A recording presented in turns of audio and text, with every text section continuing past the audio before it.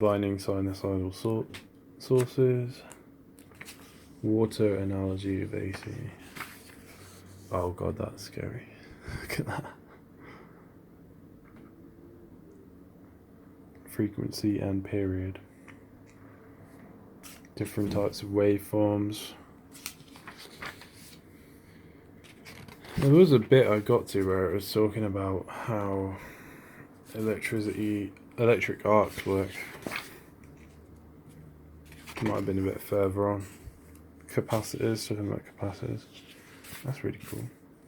I've not looked through all of this book. It's pretty cool. That's like a battery or something. Look at that.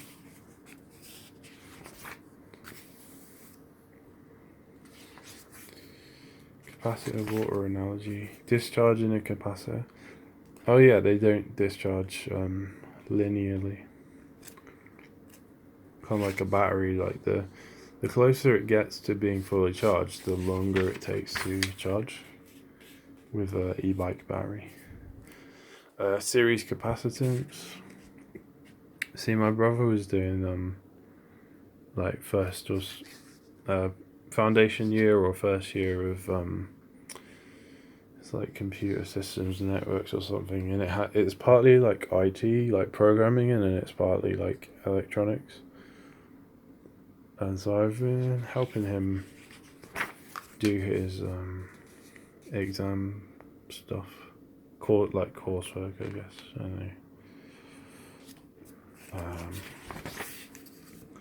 know. Not on a timed exam though. Capacitance divider. Wow, look at this. Is fucking cool. Look at that shit. That's like some Steins Gate stuff. That's so cool.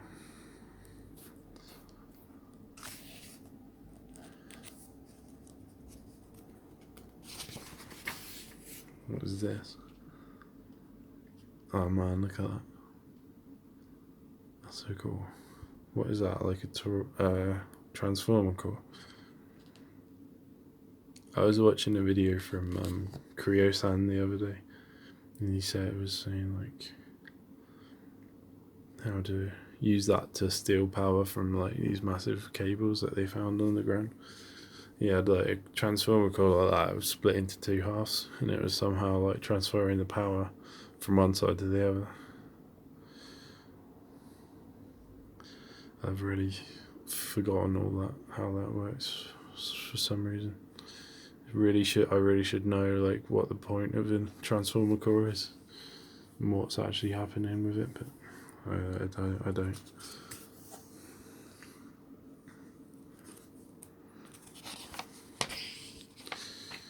Faraday's law of induction. Never heard of it. Okay. That's like a motor. Oh wow, some master. I like Electro Beam Channel. He's pretty cool.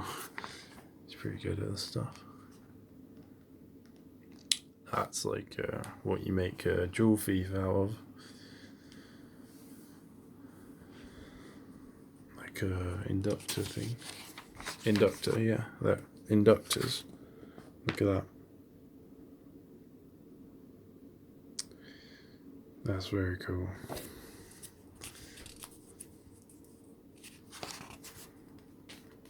De-energizing inductor. What is that? Oh man, look at that. What is that? That's crazy.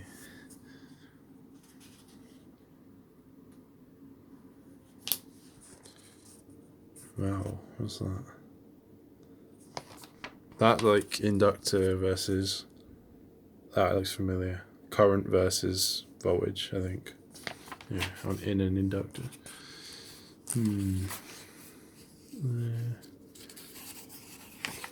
They spending a long time on this. We're only on page 130. There's like 1,000 pages in this book. This is mad. Spiral coil inductor.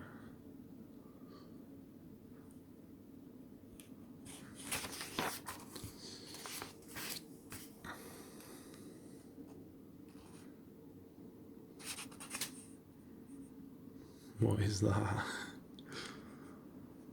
That's so cool. My brother doesn't really know any of this stuff, to be honest. He's only in first year, but somehow I doubt he'll learn all this by... Even what's in this book, I doubt he'll learn all that by the end of his degree. And he's not doing electrical engineering, though. Of course, you don't need to know this stuff to do electronics, but if you want to get like really good at it and solve problems that you get into with more complicated circuits, I guess, and make things that are like super perfect, that's cool. I don't know what it is. A relay with a transistor and a diode, so it's like corrects the inductive spikes. Yeah, it's cool stuff.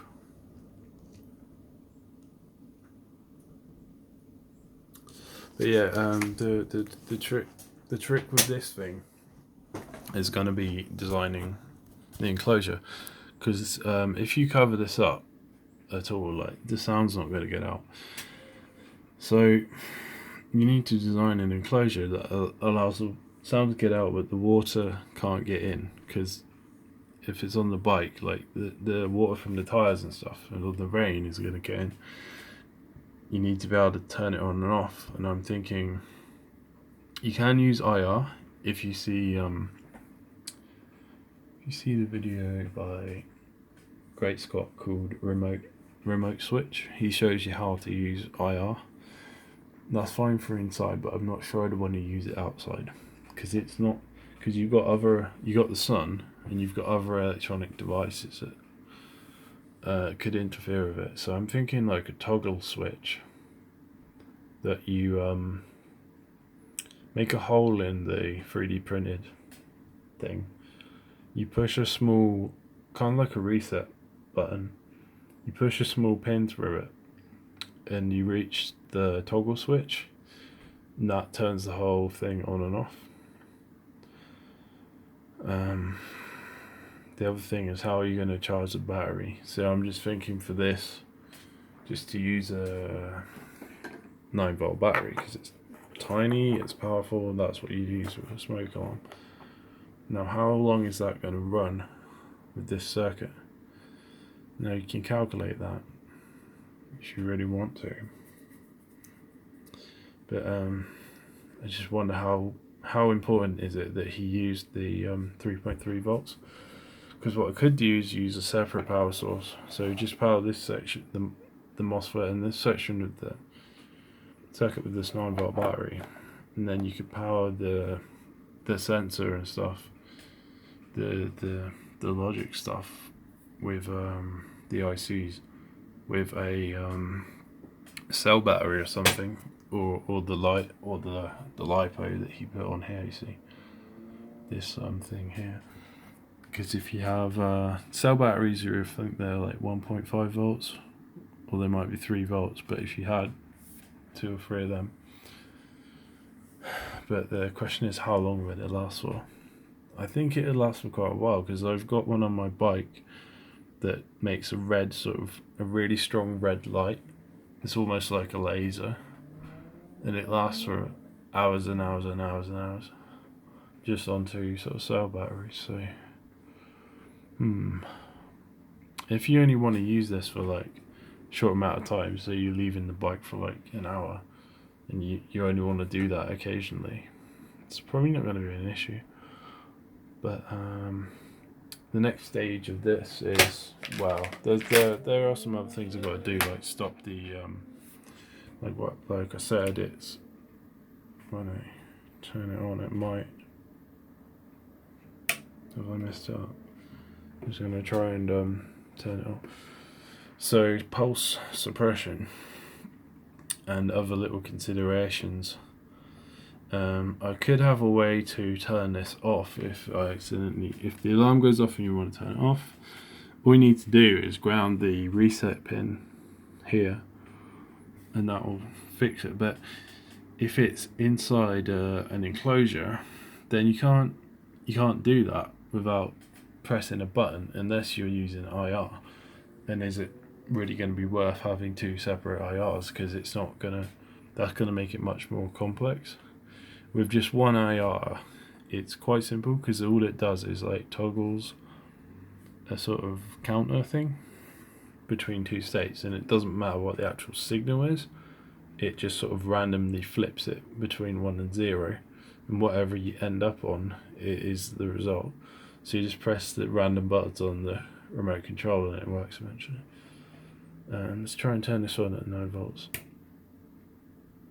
Yeah, it's not working.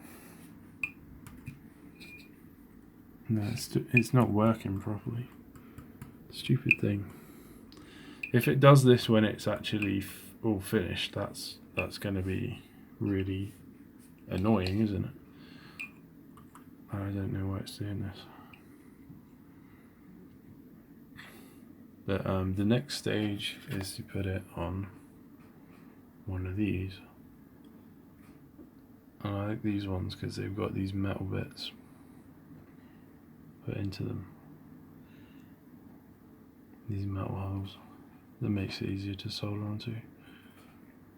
I know a lot of people like the ones where it's just got the silicon board and it's just got holes drilled into, but I think that makes it harder to solder.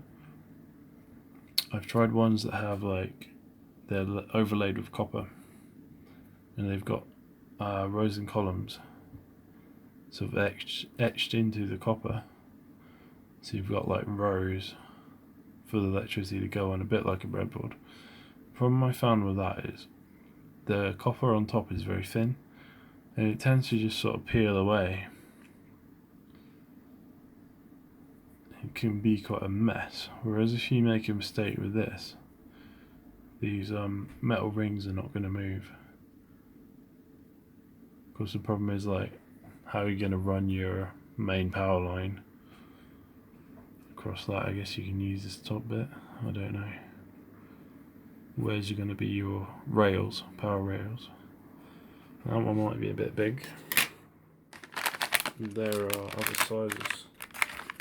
I've got quite a few sizes of that. Now this sort of size is good for most sort of projects. It might fit on that. It's not that big. So that's what I've got to do next, but to be honest I don't feel like doing anything today. I'm just probably just gonna play video games for the rest of the day. I've had a bit of bad luck because my tyre got punctured while I was on a grass verge trying to cross an A road. Because people always throw a bunch of rubbish on the verges of those roads, and something got my tyre through the sidewall, I think. So I have mountain bike tyres, but they're Svalbard MTB. They have level 7 puncture protection, which means it's the best like armor layers and stuff they can put into the tyre that they can possibly make. And I've not got a puncture for like over 1,000, you know. I've done like 1,600 miles on that bike since putting those tyres on, and I've only had one puncture, and that was through the sidewall. I think it was a thorn or something. So I've been really unlucky. And then I replaced the tyre. I replaced the tube. It's not easy getting the back tyre off of a hub motor e-bike if you've got a torque arm on there. I replaced it and it seemed to work fine.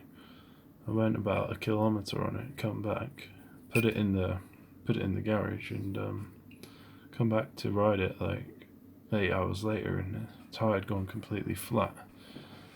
So I thought, what the hell's going on?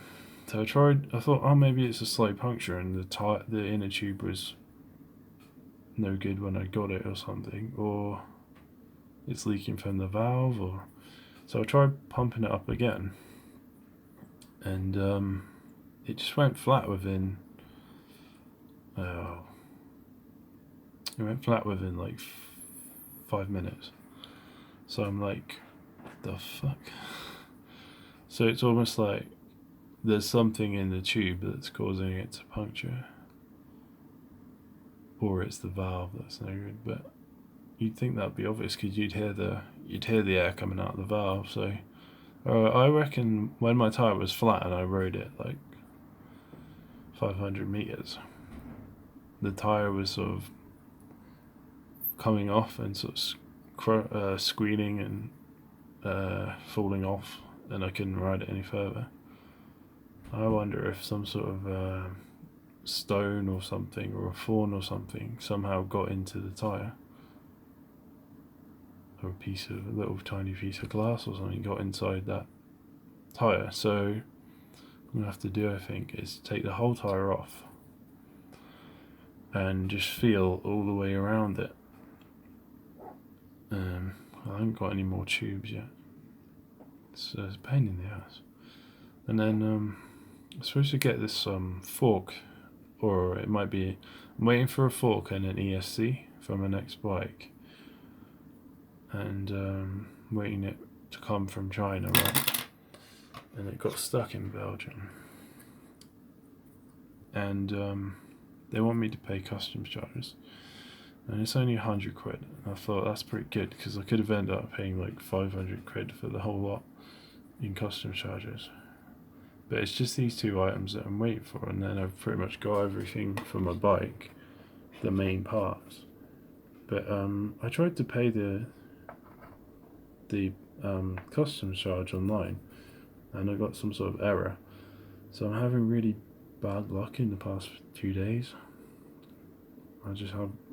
It's just weird. Okay. I wanna try and finish this soonish. But I want to do it good. I want to make a good job of it for once.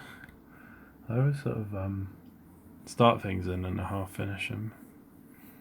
I've got a 3D printer, but I haven't used it for quite a while, 18 months or so. I'm pretty good at designing sort of 3D objects and imagining how they need to be to function in a certain way, like designing things.